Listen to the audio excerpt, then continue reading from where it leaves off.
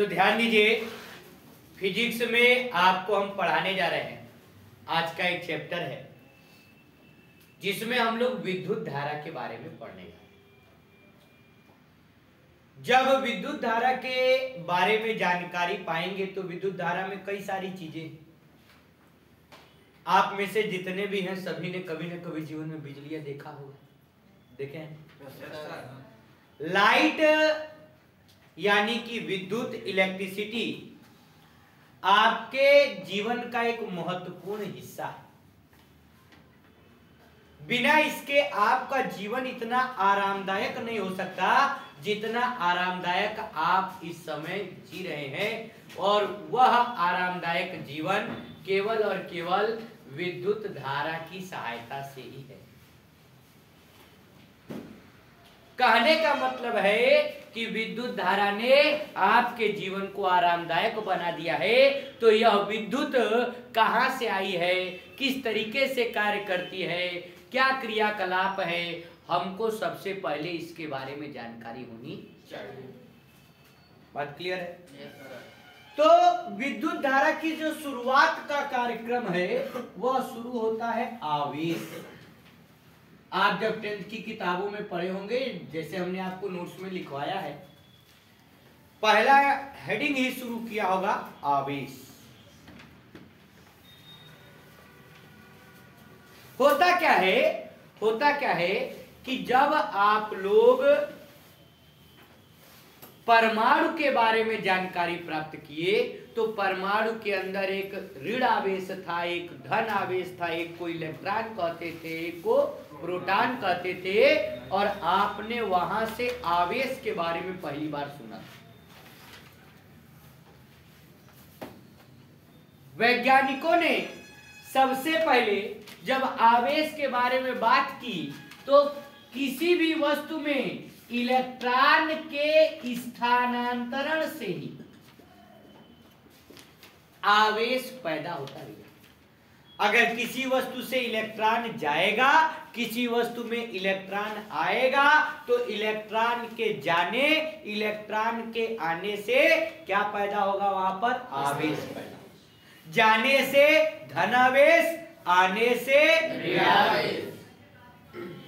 कहने का मतलब है कि अगर आपको विद्युत धारा को पढ़ना है तो विद्युत धारा को आवेश से पढ़ना पड़ेगा, क्योंकि बिना आवेश के विद्युत धारा उत्पन्न होने वाली नहीं है। क्यों? क्योंकि आवेश से क्या होगा? आवेश के चारों तरफ एक क्षेत्र होता है जिसे विद्युत क्षेत्र कहते हैं। जैसे हम बोल रहे हैं तो हमारी आवाज एक निश्चित दायरे तक सुनाई दे रही हो, वैसे ही यदि कहीं पर कोई आवेश रखा जाता है तो उस आवेश के चारों तरफ एक निश्चित क्षेत्र होता है जिसे हम लोग विद्युत क्षेत्र कहते हैं। आवेश किसी के भी ऊपर आ सकता है, कोई भी वस्तु हो, कोई भी स्थान हो, कोई भी जगह हो, किसी के ऊपर भी आवेश आ सकता भैया।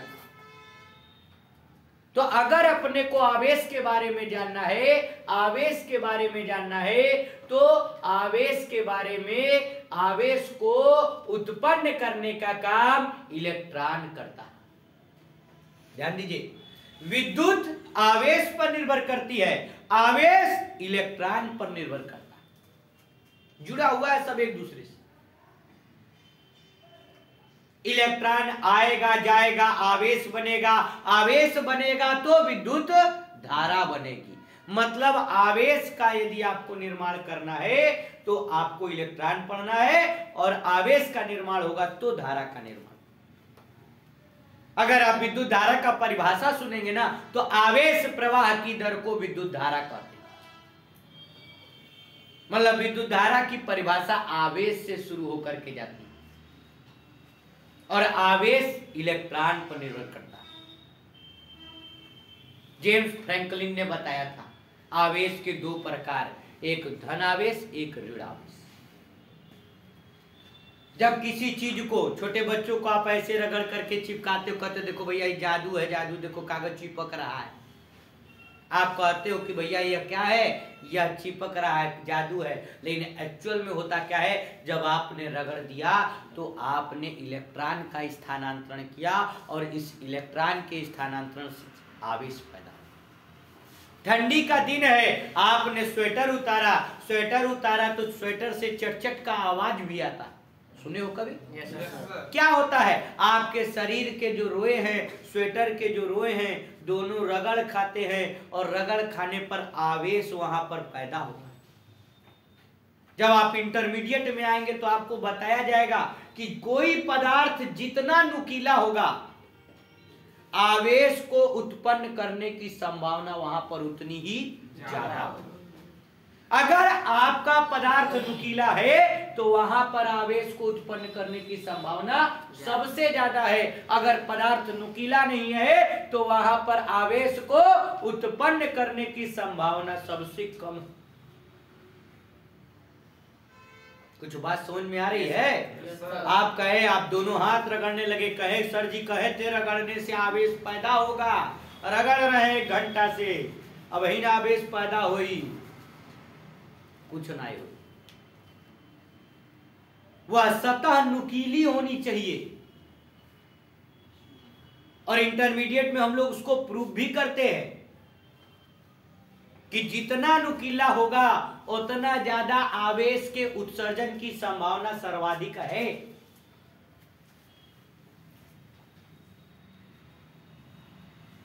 तो विद्युत धारा आवेश पर निर्भर करेगा, आवेश इलेक्ट्रॉन पर निर्भर करेगा, इलेक्ट्रॉन का निकलना आना। अब कोई कहिए इलेक्ट्रॉन बाहर रोड पे थोड़े ना घूमता कि जब मन करेगा तबे निकल जाएगा।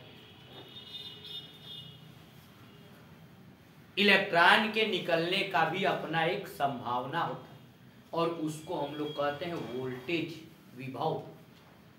मतलब सब टॉपिक एक दूसरे से जुड़े। देखिए आप पढ़े हैं ये सब टॉपिक एक दूसरे से जुड़े हुए हैं।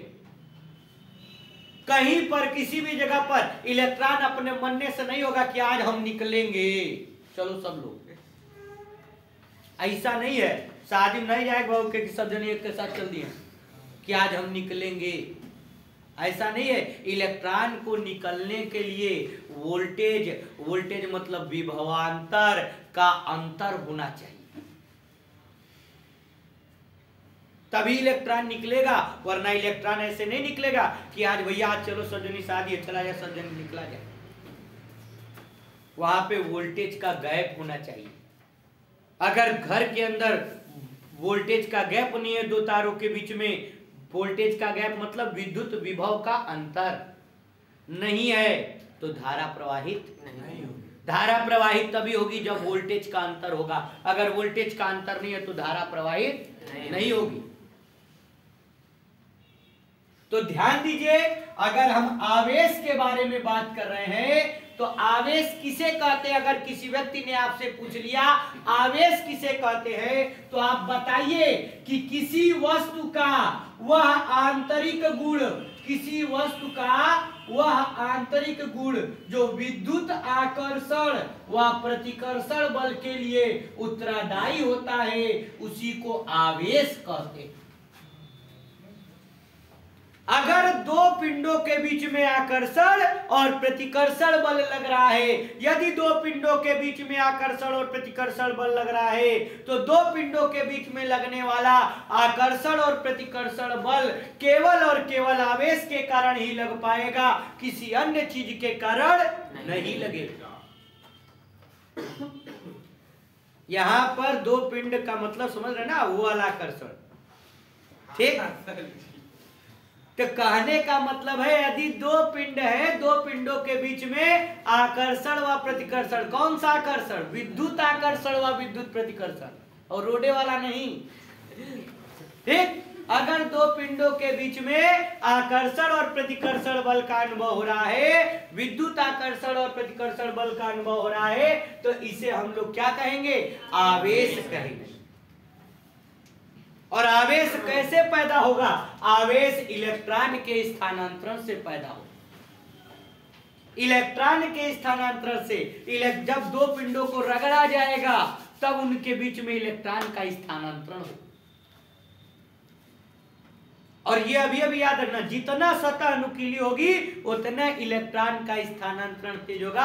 अगर सतह नुकीली नहीं होगी तो इलेक्ट्रॉन का स्थानांतरण आपका तेज नहीं होगा। क्या बात समझ में आ रही है? जितना सतह नुकीली होगी इलेक्ट्रॉन का स्थानांतरण तेज होगा, अगर सतह नुकीली नहीं है तो इलेक्ट्रॉन का स्थानांतरण तेज नहीं होगा।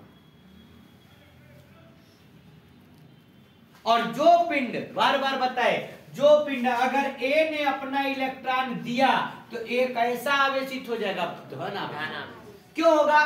क्योंकि देखो एक परमाणु के पास अगर 10 प्रोटॉन होते हैं और 10 इलेक्ट्रॉन होते हैं, 10 प्रोटॉन और 10 इलेक्ट्रॉन, अगर एक परमाणु के पास 10 प्रोटॉन है 10 इलेक्ट्रॉन है, परमाणु विद्युत उदासीन है, जॉन डाल्टन बता करके गए थे। डाल्टन ने कहा था कि परमाणु विद्युत उदासीन होता है, इसमें जो है कोई आवेश नहीं होता, बराबर बराबर होते हैं ये दोनों। तो अगर एक परमाणु के पास 10 प्रोटॉन है 10 इलेक्ट्रॉन है, इसने एक इलेक्ट्रॉन निकाल दिया, तो अब क्या बचा? इसके पास 10 प्रोटॉन और 9 इलेक्ट्रॉन, दोनों को जोड़ना, प्लस वाला चार्ज ज्यादा है, 1 प्लस हो जाए। इलेक्ट्रॉन के दान देने से धनावेश कैसे बनता है? यहाँ इलेक्ट्रॉन के ग्रहण करने से क्या बनता है? ऋणावेश। अच्छा, कोई बच्चा कहेगा सर आप खाली इलेक्ट्रॉन की बात कर रहे हैं, प्रोटॉन की बात नहीं कर रहे। प्रोटॉन का भी तो दान या ग्रहण कर सकते हैं।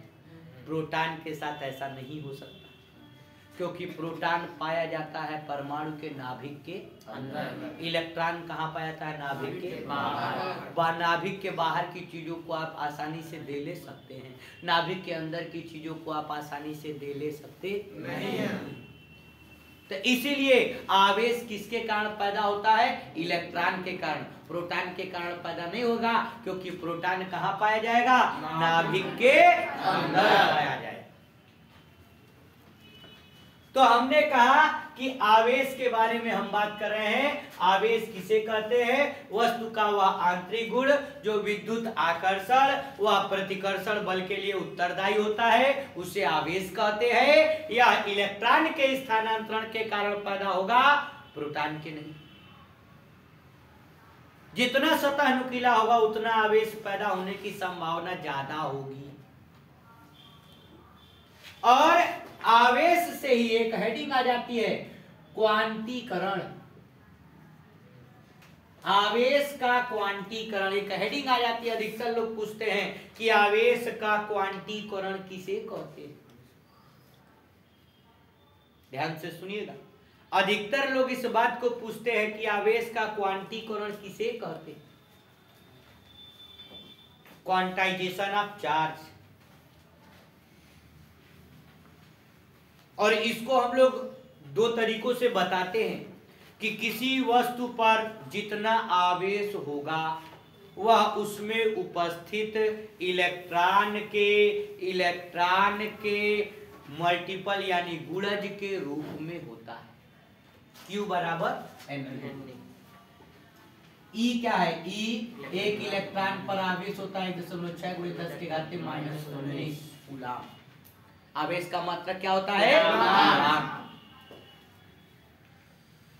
तो हम लोग इसको ऐसे बताते कि अगर एक वस्तु ने दूसरे वस्तु को इलेक्ट्रॉन दिया तो हमेशा 1, 2, 3, 4, 5, 6, 7 ऐसे इलेक्ट्रॉन देगा। कभी 1.2, कभी 3.4, कभी 2.5 इलेक्ट्रॉन नहीं देगा। इलेक्ट्रॉन का एक पिंड से दूसरे पिंड में अगर इलेक्ट्रॉन का स्थानांतरण होता है तो इलेक्ट्रॉन का स्थानांतरण एक पूर्ण संख्या के रूप में होगा।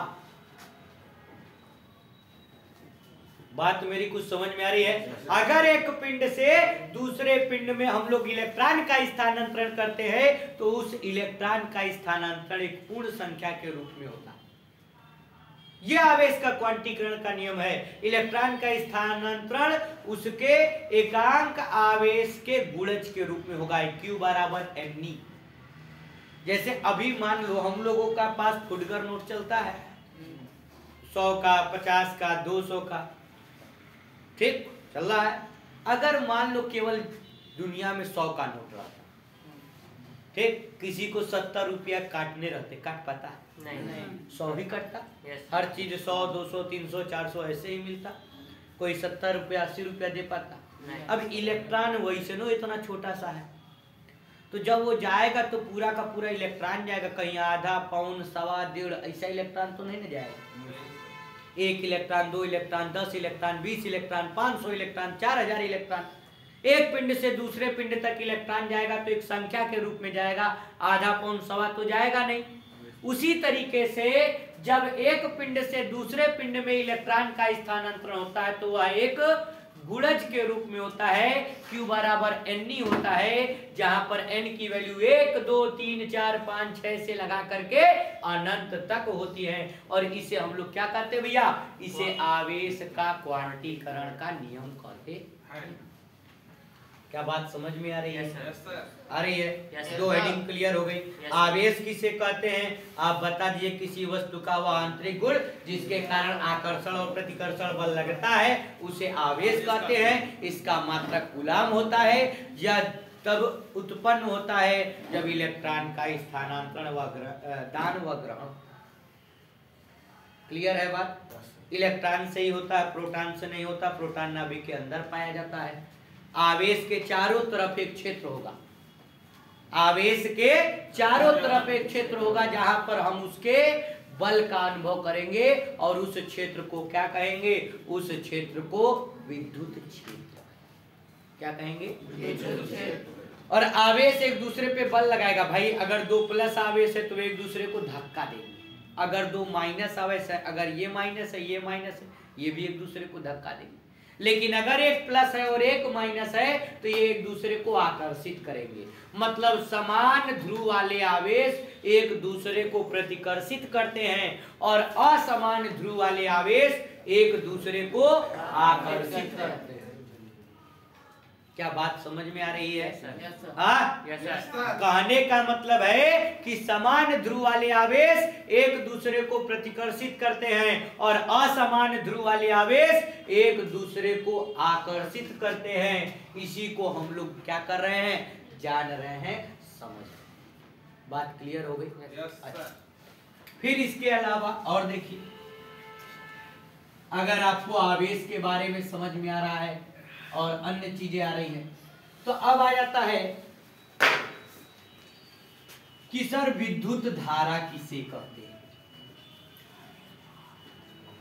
आवेश प्रवाह की दर को I बराबर Q बटे T, Q बराबर अभी वही पढ़ा है N बटे T। आवेश प्रवाह की दर को 1 सेकेंड में जितना आवेश प्रवाहित होगा उसी को हम लोग क्या कहते हैं? विद्युत धारा। इसका मात्रक क्या होता है? एम्पियर होता है या कूलाम प्रति सेकेंड। 1 सेकेंड में, ध्यान से सुनिए, 1 सेकेंड में जितना आवेश प्रवाहित हो जाएगा, 1 सेकेंड में प्रवाहित होने वाले आवेश को हम लोग क्या कहेंगे? विद्युत धारा कहेंगे। परीक्षा में आता है विद्युत धारा किसे कहते हैं? आप बताइए। 1 सेकेंड में जितना आवेश प्रवाहित हो जाएगा उसी को हम लोग क्या कहते हैं? विद्युत धारा कहते हैं। बात समझ में आ रही है? समझ में आ रही है ना? आप सभी के घर में लाइट आता होगा, कोई डेबरे में नहीं ना बैठ के पढ़ता है, सभी लाइटियम में पढ़ते हो ना भैया? हाँ, ठीक। तो एक अब तो देखिए ज्यादा आने लगा, गांव में लोड कम हो गया, कई सारे ट्रांसफार्मर लग गए। नहीं तो पहले एक ही ट्रांसफार्मर से सबके यहाँ कनेक्शन जाता था, लोड ज्यादा हो जाता था, सबके यहाँ लाइट डिम हो जाती थी। अब वह डिम लाइट का समस्या क्या हो गया है? खत्म हो गया। ट्रांसफार्मर की संख्या बढ़ गई, लेकिन हाँ हम लोग उसका यूज भी अधिक कर रहे हैं। अब ठंडी का मौसम है, इसमें बहुत ज्यादा यूज हो रहा है। अधिकतर लोग घर में अपने हीटर, गीजर चला रहे हैं। अब गर्मी में फिर वही एसी चलाते हैं। बात समझ में आ गया ना? तो विद्युत धारा क्या है? आवेश प्रवाह की दर को हम लोग क्या कहते हैं? विद्युत धारा कहते हैं। आवेश प्रवाह की दर को विद्युत धारा कहा जाता है। क्या बात ये समझ में आई? अच्छा, अब इसके अलावा फिर क्या होगा? विद्युत धारा भी आपको पता चल गया, आवेश भी पता चल गया। अब आता है विद्युत विभव। अगर कोई आपसे पूछे कि सर ये विद्युत विभव क्या होता है, पहले तो इसको V से लिखते हैं, मात्रक वोल्ट होता है, इतनी आप जानकारी ले लीजिए। इसे किससे लिखते हैं? V से, और मात्रक क्या होता है? वोल्ट होता है। कैसी राशि होती है? अदिश राशि होती है, ये सब आपको पता है। विद्युत विभव, विद्युत विभव को किससे लिखते हैं भैया? V से। किससे लिखते हैं? V से। क्या होता है विद्युत विभव? अब हमको अगर इसके बारे में कोई पूछे कि सर भाई विद्युत विभव क्या होता है, वोल्टेज क्या होता है, कहते हैं ना लड़कियां लगा था धीम आवता, धीरे लगा था, लड़कियां तेज आवता, तो ये कौन निर्धारित करता है? ये कौन निर्धारित करता है भैया?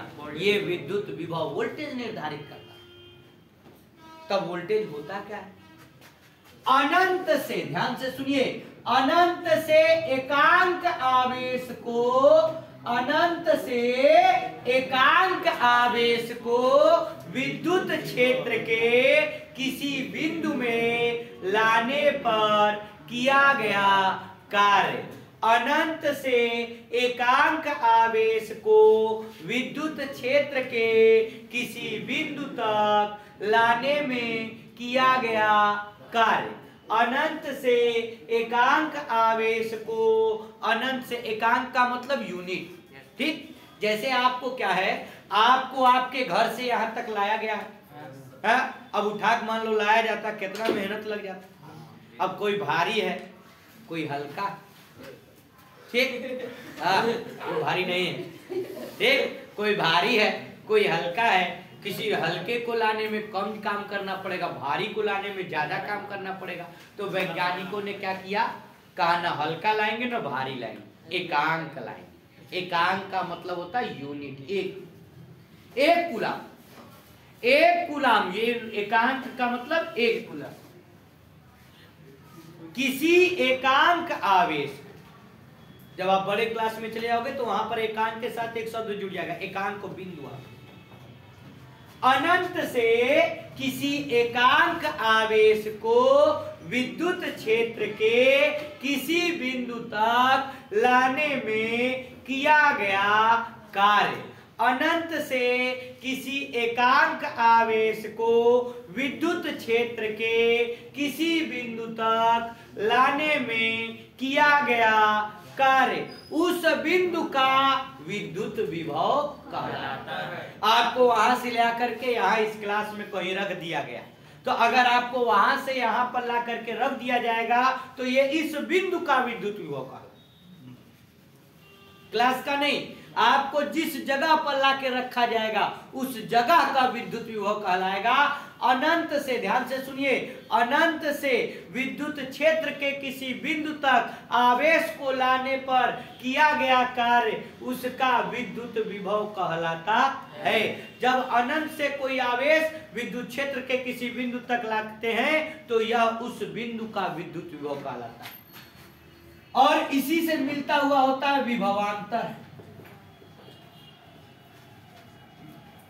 अगर कोई कह दे सर ये विभवांतर क्या होता है ये भी बताइए, तो विभवांतर में बस अनंत से नहीं लाएंगे, विद्युत क्षेत्र के अंदर ही एक बिंदु से दूसरे बिंदु तक एकांक आवेश को ले जाने में किया गया कार्य, एकांक आवेश को ले जाने में किया गया कार्य विद्युत विभव का अंतर कहलाता है।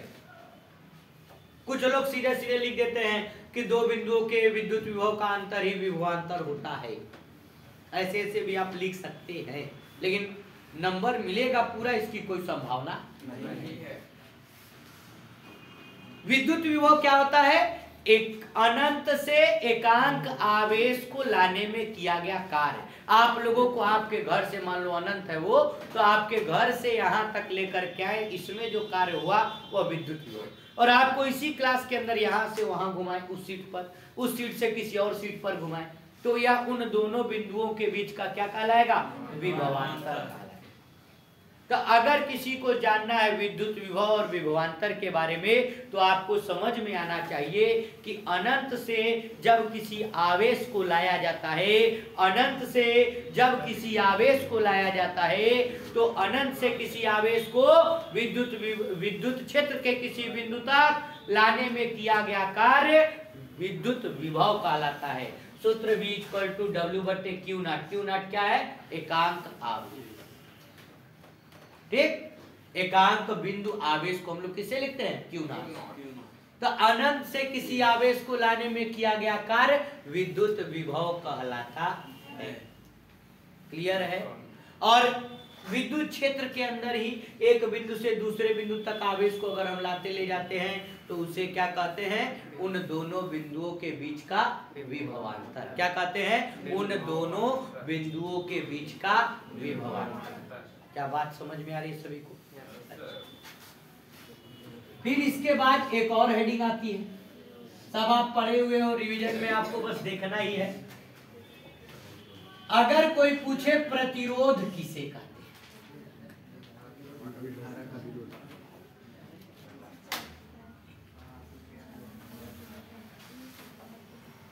ध्यान दीजिए, यदि कोई पूछता है भाई प्रतिरोध किसे कहते हैं, ध्यान से सुनिए।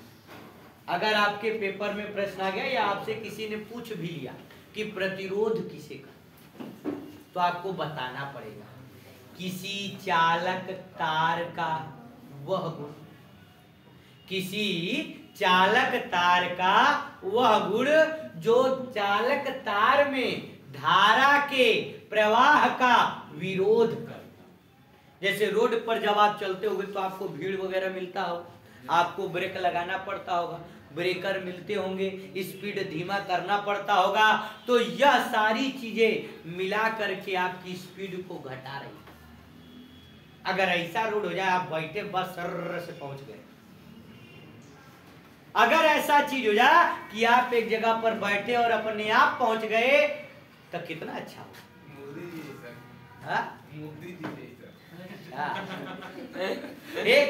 लेकिन देखो रोड में होता क्या है ना भाई, कितनों भी हम लोग बनाते हैं, जगह जगह पर छोटा मोटा गड्ढा टाइप का हो जाता है जिसमें बारिश का पानी आकर के रुकता है और ऑटोमेटिक फिर वो कितनी भी अच्छी आप रोड बनाइए वो खराब हो जाती है, क्योंकि कहीं ना कहीं पानी रुकने की संभावना है। ठीक, अब ये जैसे अब हम लोग छोटा सा घर बनवाते हैं तो उसके घर की छत पर देखते कहीं पानी ना रुके, तो ऐसा करें कि अगर पानी नहीं लगेगा ना तो फिर वो गड्ढा नहीं आएगा। पानी रुकने से सबसे ज्यादा खराबी होती है रोड में। ठीक, इसलिए बारिश के मौसम में देखो एक अच्छी रोड भी क्या हो जाती है? खराब हो जाती है। अब इस समय ठीक है, सब रोडें सही है। तो प्रतिरोध किसे कहते हैं, ध्यान से सुनिए। अगर प्रतिरोध के बारे में हम बात कर रहे हैं तो आपको प्रतिरोध के बारे में समझ में आना चाहिए कि अगर प्रतिरोध जानना है तो किसी चालक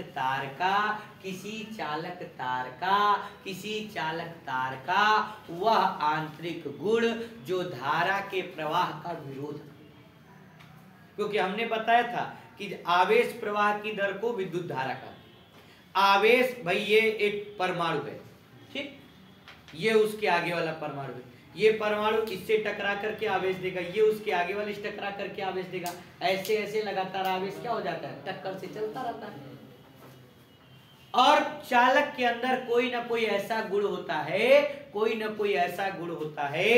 जो धारा के प्रवाह का विरोध करता है। आप ही रोड पे चलते हैं, घर्षण बल लगता है, ठीक, घर्षण बल लगता है, उसी के कारण आप रोड पे चल ही पाते हैं।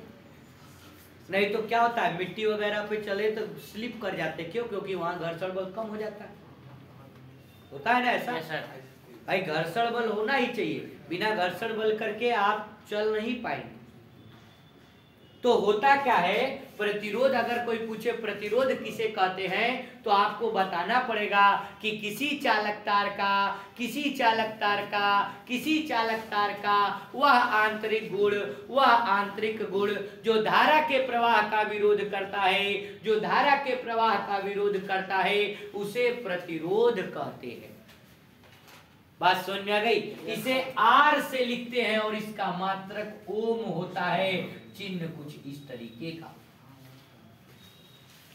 यदि कोई आपसे पूछे प्रतिरोध किसे कहते हैं, तो आपको बताना है भैया किसी चालक तार का। जैसे आपके अंदर आप जब पढ़ने बैठते होगे तो एक अंदर से आता होगा, क्या करना पड़ेगा आता ही नहीं आता है? आप जब पढ़ने बैठते होगे तो अंदर से एक आवाज आती है, क्या करना है पढ़े, छोड़ो जाने। ठीक होता है, कभी कभी स्कूल के लिए निकलते होगे या कोचिंग के लिए निकलते होगे तो निकलने में बड़ा टाइम लग जाता होगा। कई दिन बाद जैसे कहीं गए हो, कई दिन बाद निकलना हो, 3-4 दिन बाद से स्कूल जाना है ना? लगता है नहीं लगता? ठीक, तो किसी चालक तार का वह आंतरिक गुण जो धारा का विरोध करे। ऐसे ही आप लोग भी अपने अपने पढ़ाई का विरोध करते हो। ठीक करते हो ना? कुछ अब कोई अपने मन से तो नहीं कहता आज हमको यही पढ़ना, आज वो पढ़ना। ठीक, तो किसी चालक तार का वह आंतरिक गुणधर्म जो धारा के प्रवाह का विरोध करता है उसे क्या कहते हैं? प्रतिरोध कहते हैं। प्रतिरोध जो होता है ना, कुछ बातों पर निर्भर करता है। जैसे लंबाई, तार जितना लंबा प्रतिरोध उतना ही ज्यादा। आप ही है यहाँ से तुम लोग गोरखपुर में हो, यहाँ से मान लो तुमको जाना है लखनऊ और यहाँ से जाना है दिल्ली। लखनऊ का रास्ता छोटा है, दिल्ली का रास्ता लंबा। लखनऊ तक जाने में तुमको रोड पर कम भीड़ मिलेगी, दिल्ली तक जाने पर रोड पर ज्यादा भीड़ मिल सकती है, क्योंकि भाई रास्ता बढ़ गया ना। दिल्ली तक जाने पर यहाँ से लखनऊ वाली तो भीड़ मिलेगी ही मिलेगी, प्लस और आगे वाली भी मिल जाएगी। मतलब कहने का ये है कि यदि आपके तार का लंबाई बढ़ा, तो प्रतिरोध भी बढ़ा।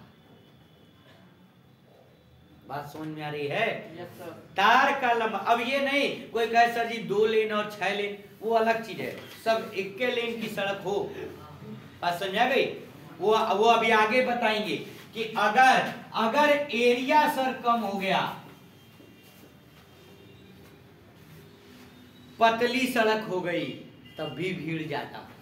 इसीलिए सरकार आबादी बढ़ रही है, सड़क तोड़वा करके चौड़ा कर रही है, क्योंकि सड़क जितनी सकरी होगी वहां पर भी भीड़ जाता।